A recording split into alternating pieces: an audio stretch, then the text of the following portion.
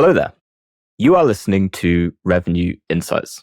Today, I'm joined by Akira Mamizuka, VP of Global Sales Operations of SaaS at LinkedIn.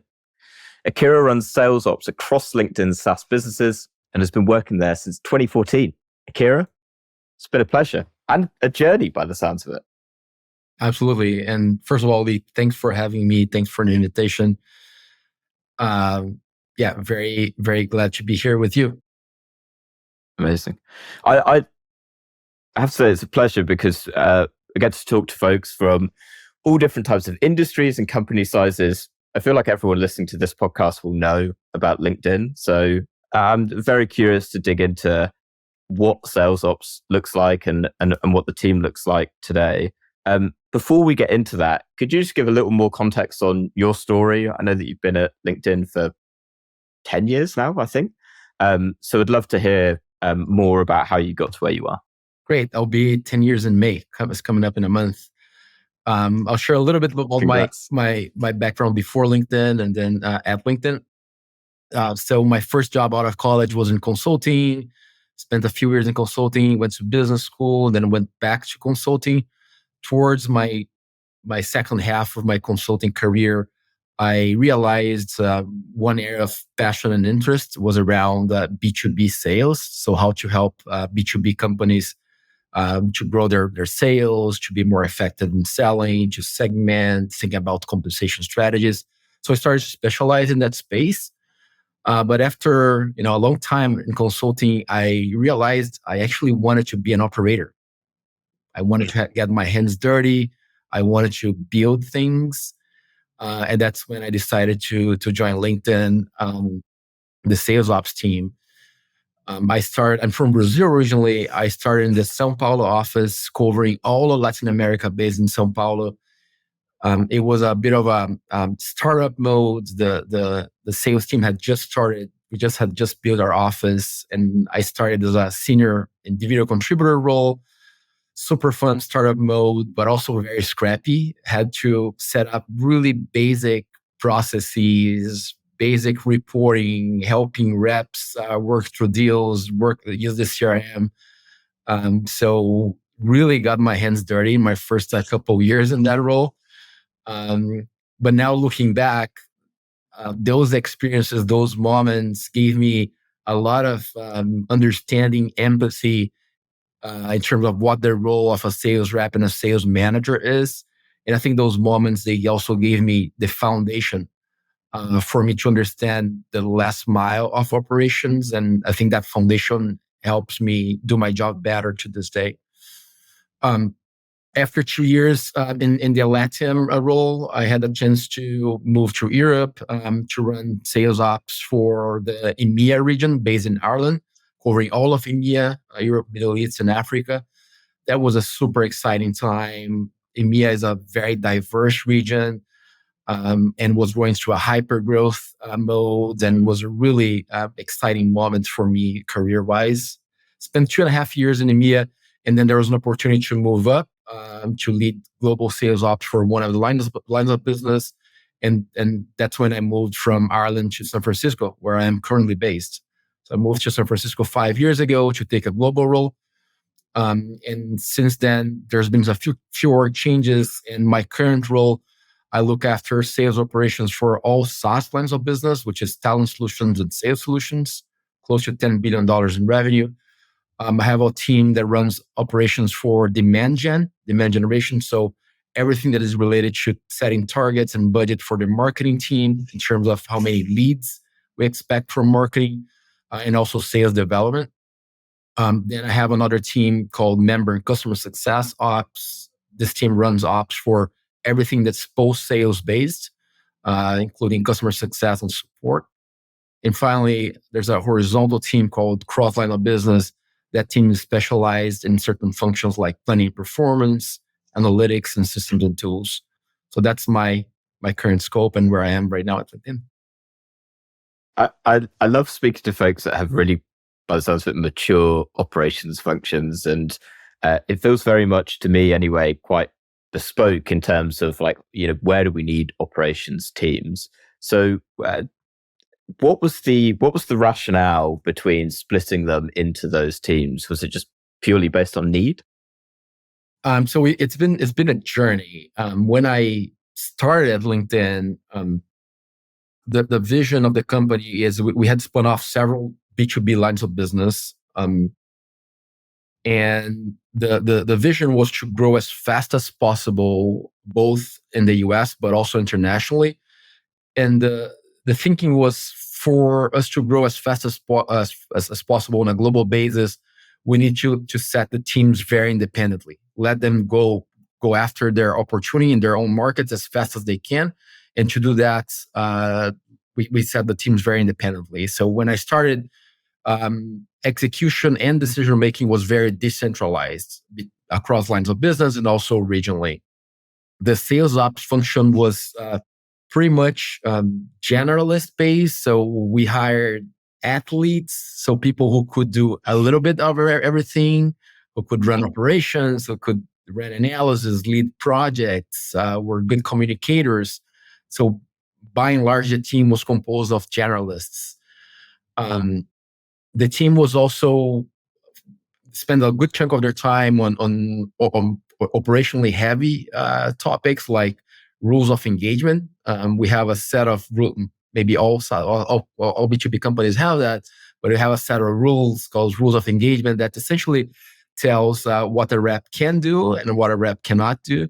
And as we know, sometimes reps don't work by the rules, and therefore there's escalations, and sales ops back in the day had to lean in to actually resolve conflicts and disputes. So we spent a lot of time there.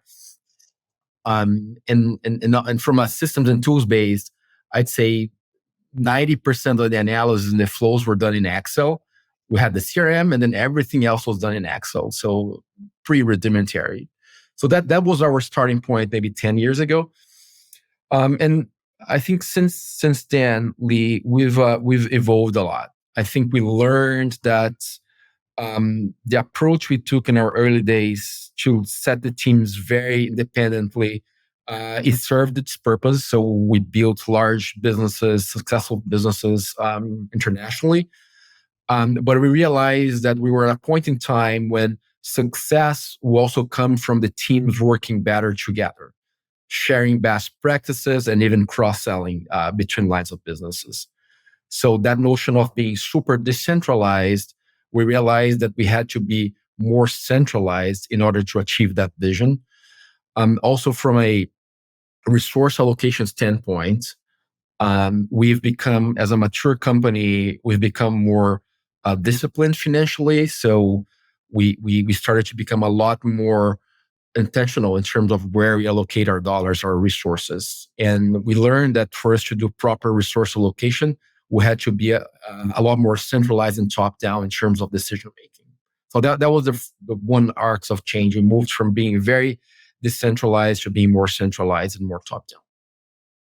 Um, we also realized that as the businesses became more complex and larger, we needed to move from a model where we only had generalists to a model where we have teams that are specialized in certain functions.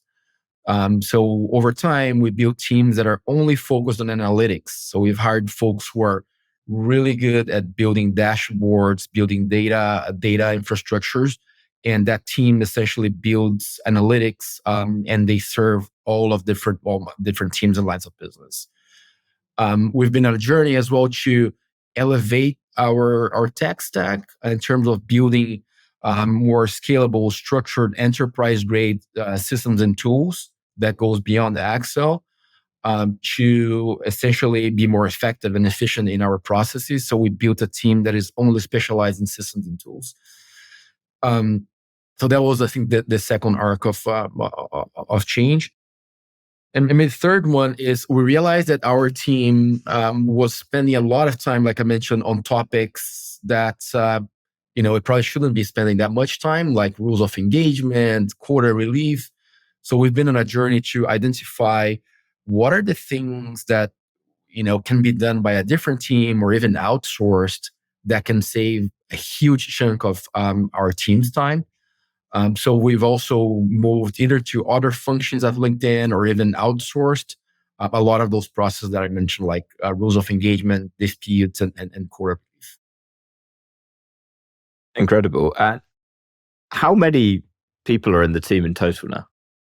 Around 300 FTEs, and they are globally distributed, and they are split across those 5 teams that I mentioned. So talent solutions and sales solutions, it's your SaaS businesses, demand gen, member customer success ops, and then the cross-line of business ops team.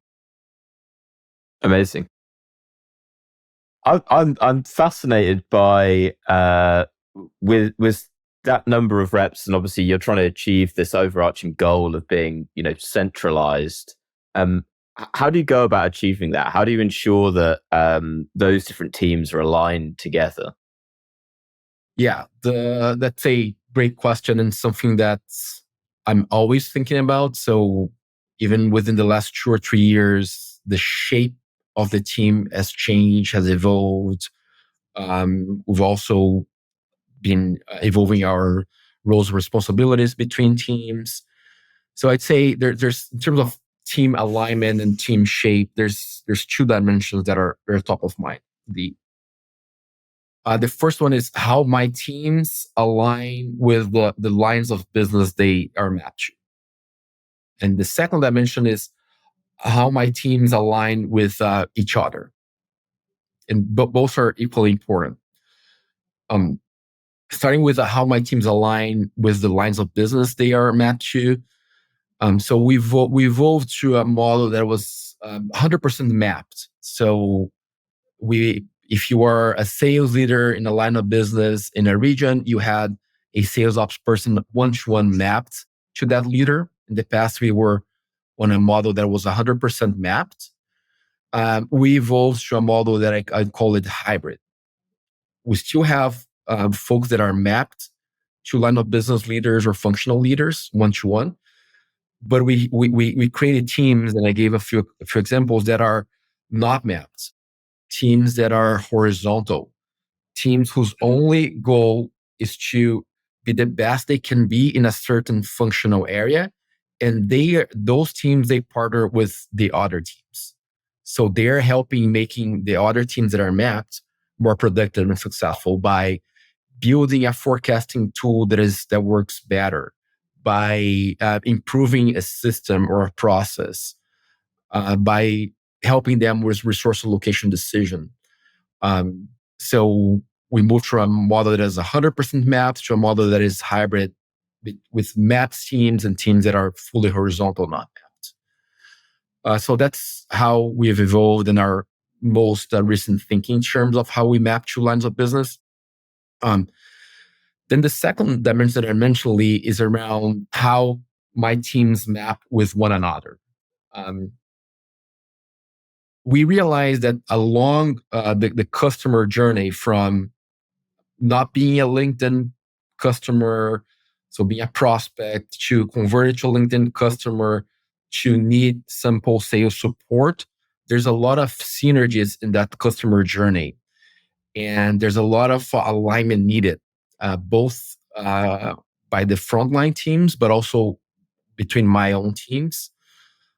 So I realized that for me to extract the most of my team and deliver most value to the businesses, I needed to create clear alignment between each of those teams, um, to make sure that we're always finding the best practices and elevating them, to make sure that if there are synergies between teams, we are pursuing those.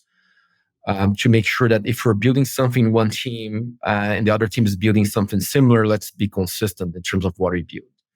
And I'd say, in order to achieve that sort of a connectedness across the teams, there's no secret sauce, but it's things around people, making sure that we have clearly established roles and responsibilities between teams, making sure that each individual has their own OKRs and that OKR is available and published. Everybody know what the OKRs are. So there's a people aspect. There's a process aspect. There's process that cut across all teams, like the planning process. So that making sure that everybody's marching towards the same deadlines and we have clarity in terms of who owns what. And the final piece is around technology, making sure that whenever we're building technology, that technology service all of the teams or as many teams as possible. So, for example, we are having the process of deploying Anaplan to help in multiple use cases, including planning. So we're bringing all of those teams into Anaplan. Wow. I, I'm fascinated to know if you could wave a magic wand and go back in time, what is one thing that you would do differently? Several things, but if I were to mention one, is related to our tech stack. Whoever this will sound familiar to any RevOps professional, which is there are points in time in our journey when we have to make choices in terms of there's a piece of the tech stack that we have option A with certain provider, option B with another provider, option C to build in house. There, I'd say most of those choices I think we got right, but there's some choices that we made that I'd probably go back and make a different choice. I won't mention any specific names. We have contracts in place, but often when we're making the choice and we're looking at the trade-offs, the pros and cons, they all make sense. But when reality hits us, we actually realize that there were some blind spots in the decision process, and some of those decisions around our technology stack. I really like Jeff Bezos' framework on decisions that are two-way doors, so decisions that you can make and walk back from them very easily or relatively easily, from decisions that are one-way doors. That if you walk in, it's very hard to walk back, out of that or back out of that door. And so some of those tech stack decisions are one-way door decisions, and technology is very sticky. The switching costs are very high. So that's maybe the top one for me. A very good one. I want to take us down a slightly deeper route. We were talking about this pre-show, but whenever we run a analysis of a large number of companies all anonymized, we found that 31% of reps are hitting quota right now. So that's 69% on average missing quota. Is that something that resonates for LinkedIn, or do you find that, or are you at the other end of the spectrum where actually the majority are performing really well? It's a great question, and companies, they have a different approach to quota setting. At LinkedIn, we use the 50-50 principle. Folks who are not familiar with the principle is we set a quotas at a level where we believe 50% of reps will hit, 50% will miss. That's our quota setting philosophy.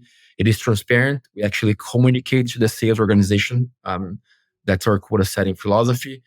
And by and large, we set quotas looking at our recent performance and assuming that the future or the next fiscal year performance will look more or less similarly.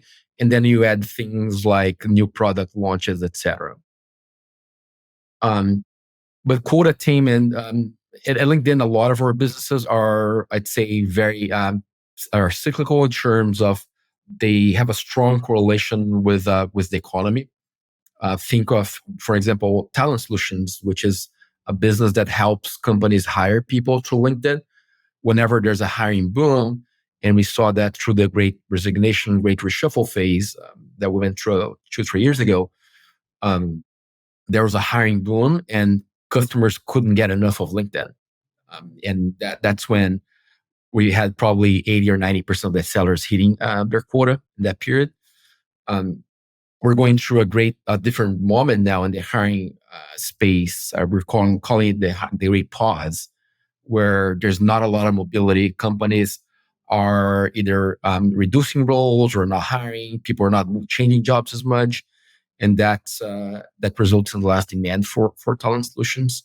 So we're at a point in time. I don't have the latest here, but where more than half of the reps are missing their quotas as well. So I think that's probably true for a lot of the tech sector. So it is a tough reality that we're working through right now. If I may, to resolve that, let's say, and I appreciate setting the quota ultimately is a leadership responsibility as well, right? So I think it goes both ways. Where okay, you've got a rep that might be falling short of the number that you set as a target, but equally, it's the number that you set for them. Is it realistic that they could hit it, right? And what steps, I guess, are you taking to be able to rectify that? So at LinkedIn, we your quota is your quota. It's only in very, very acute situations that we apply quota relief within the same fiscal year. And again, it's the bar is very high. It needs to be something like um, an industry shock that hit certain team hardest, or an foreign exchange devaluation that impacted certain team hardest, or a war that impacted certain team hardest. So it needs to be something very acute, and that's something that doesn't happen very often. So by and large, we don't change or revise quotas in the same fiscal year. But what we do, like I said, is for next fiscal year, if the performance in the current fiscal year was lower than expected, and as a result, over half of the reps missed their quota, we're going to be using that information to determine next year targets and quotas. So what we communicate transparently is, if performance this year was lower than expected, we're going to bake that information into next year's quotas. So we're trying always to be within the 50-50 principle. Got you. And for those folks that are exceeding expectations, that they're hitting a quota, your high performers, what would you say they are doing that sets them out from the rest? Yeah, it's a great question, and that's a question that's where we're always asking ourselves. And at LinkedIn recently, we went through a process to study to understand what differentiates top performers. And we found a few traits that generally were differentiating, and that changes by role. I'll give an example for our RMs or account directors. They're the farmers. They manage existing customers. We also have reps who are hunters that are only closing up the first deal. And this example here for talent solutions, we realized there was a set of things, 4 or 5 things that those reps were doing really well. I'll give 2 examples. One was in the onboarding moment. So we just closed a new customer. That customer was handed to a farmer rep, so account director or relationship manager. And we found that the top performers, they do a much more robust onboarding than the rest. A mediocre onboarding would be something like, "Hello, my name is Akira. I am your new rep. If you need anything, just reach out to me." We found that top performers, they actually use the onboarding process to understand what are the customer goals are, what are the top priorities from a talent and hiring perspective, what metrics the customer will use to define success with LinkedIn. Because it doesn't matter that we do have a bunch of success metrics that we measure internally, but if that doesn't align with what the customer is expecting, it doesn't matter. So the top performers, they really use the onboarding to understand what success looks like for customers from a numerical standpoint. And they set up the relationship to be very transparent and to know exactly what good looks like. And then through the contracts are either a year or 2 or 3 years. The top performers as well, they're really good at doing quarterly business reviews, and now we call it value reviews. So every quarter, they take the time to meet with the customer, having a customer success manager also usually join the meeting and have a review with the customer saying, let's go back to the original goals that we set in the onboarding. Let's see how we're doing against them. You said that you expected to be hiring 100 people a quarter, given with your LinkedIn investment. You are only hiring 80. Is it because there's less hiring demand? Is it because your recruiting team is not fully trained in the product? Is it because we haven't fully assigned all licenses that you have? So they use the value review as a way to get back to the original goals that the customer had, to really give a sense of, hey, we're delivering value to you, and the relationship is being mutually beneficial. There's a few other traits, but those are two of them. I love it. And when you run that analysis and you've got that information, what do you then do with it? I'm curious to understand like how you then. I'm going to assume it wasn't. Oh man, that is really interesting. I'm fascinated how you then go and apply it, how you share it with your team. Yeah, and that's the hardest part. That's where I think most efforts of that nature, they tend to fall short. Which is, okay, now I know a few things that top performers are doing that the rest are not, but how we get the rest to do the same thing. So, going back to the traditional framework of people, process, and tools. So from a people perspective, there's a large enablement effort that essentially equipped all the sales organization on what we call as key customer moments. We call it KCMs, key customer moments. So we made very clear to our reps what are the key customer moments. And in my previous example, onboarding is one, delivering a value review, another key customer moment. What are the key customer moments? And what is the expectation from you? What you should be doing. So there was a huge enablement effort to clarify the role of the sales rep, the expectations, the process they should go through to deliver against that key customer moment. And the last piece on technology, we had to actually rewire our CRM to make sure we're able to capture those key customer moments and to know the extent the reps are executing against the key customer moments, and then report to sales leadership, hold folks accountable if we're falling short. So it's been a large effort over the last year or so. Amazing. How do they take it? Something I think we kind of maybe touched on beforehand was it then kind of falls into the realm of change management. And so you're passing down, we've done this analysis, we've learned this, this is what you need to be focusing on. Do you get that conviction back? Because I feel like if I was a rep or a CSM or whatever you call them internally, I'd be like, oh, great. That's the secret to success. I know what I need to do now. But that's often not the case. So what was the receipt of it, and how is it performing now that you have passed that down? I'd say we're just completing the first year of that effort. I'd say on a scale from 1 to 5, we're probably at 3 in the change. Certainly, we've seen improvement. We're starting to see now behaviors changing. We started to see the data getting better in terms of like onboarding sessions, value review sessions, but we're not where we want to be yet.